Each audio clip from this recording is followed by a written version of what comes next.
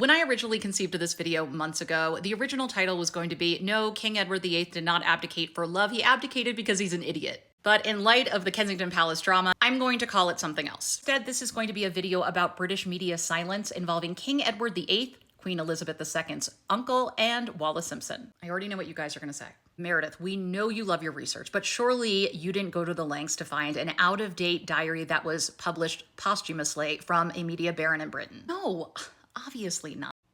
I'm not proud. Here's a timeline that I made for my Substack a couple months ago. We go from Wallis filing for divorce against her second husband, Ernest Simpson, in early October to early December, Edward has abdicated. A man really thought that if he could just go away for like a couple of months, maybe dabble around, play commander in France, that the family was just gonna let him back in and just be, a duke.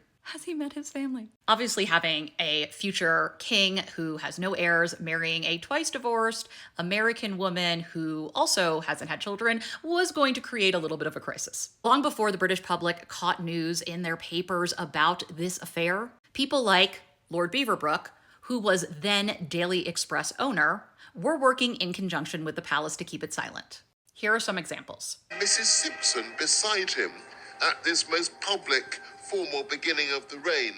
But we didn't know this until later because it was edited out of the newsreel footage. As soon as it was printed, there was a card attached to it that said, by order of the king, this cannot be used. Something similar had happened the previous year when Wallis and Edward were photographed together whilst at Royal Ascot attending the horse races. Nothing is said.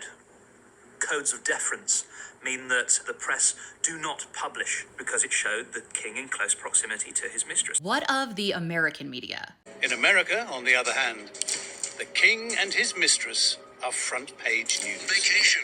She has quietly separated from her husband. Her divorce, how her divorce is progressing, when will it happen? She is splashed across the papers from coast to coast. Really quickly, if that last woman looked familiar, it's because it's Julie from Ladies of London. I really love this journey for her. The American media was reporting on this, but what Britain would do is that when it received American papers to sell, it would go through and it would cut out any mention of Wallis and Edward before selling the papers. The same deference that's being applied now to Catherine, Princess of Wales by the British media, respecting privacy, which is totally in the norm for them.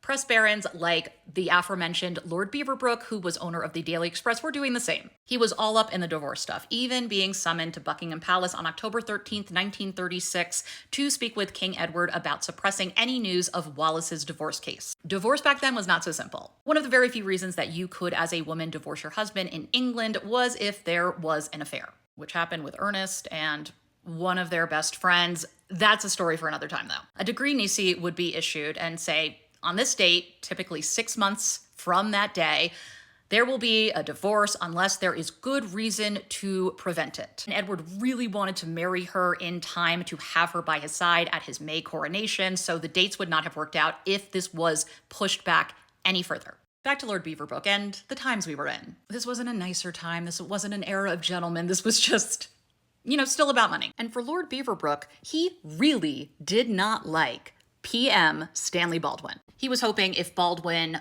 botched this and was pushed out, there would be a change in government. Not to mention, King Edward was very good for business. He was good looking. He looked the part of the king, even though he was a disaster. With schmaltzy sympathies, that is something that we can talk about another time as well. Similar to today, he knew that eventually King Edward announcing Wallis as his partner was going to be a huge story, and he wanted that exclusive. Just like members of the Royal Rota want the exclusives today. There was also Lord Rothmore of the Daily Mail, who was willing to back King Edward because he wanted an alliance with Germany. Yes, he was a fascist sympathizer. Despite popular lore, PM Stanley Baldwin did not want Edward to abdicate. He actually didn't think he would because of boneheaded, impatient, impulsive moves to telegrams that were missed. Edward does eventually blink first. When did the British media start reporting on the story, though? What was the kernel that allowed them to talk about it? So it was actually this paper from a small local beat. It was predicated by one bishop's speech at a conference. Dr. A.W.F. Blunt, Bishop of Bradford, made a speech on December 1st, 1936, which was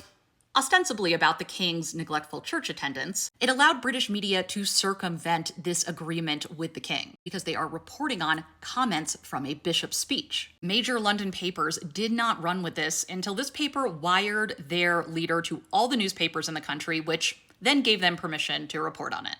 Country's more split on this, and it really becomes kind of an issue that shows where you stand if you're looking to modernize and maybe think fascism is the way forward, or if you're more traditional and want things to stay the way that they've always been.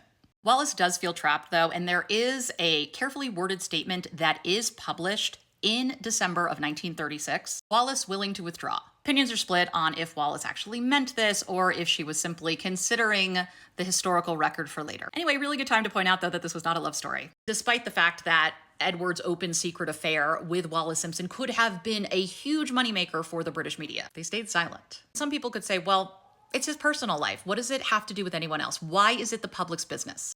This wasn't a time of salacious sort of sex-fueled scandal. Instead, the royals were accorded a more dignified coverage by the British press with a real emphasis on trying to maintain the veneer of respectability around the family. And that's what gets me. If the expectation of the British royal family is to be this gold standard, to never put a foot out of place, then it's the job of the British media to report when they are not living up to that standard, especially when they are lying to conceal something. Helping King Edward to hide his affair to a woman he wanted to marry was potentially a very, very big deal for the British monarchy.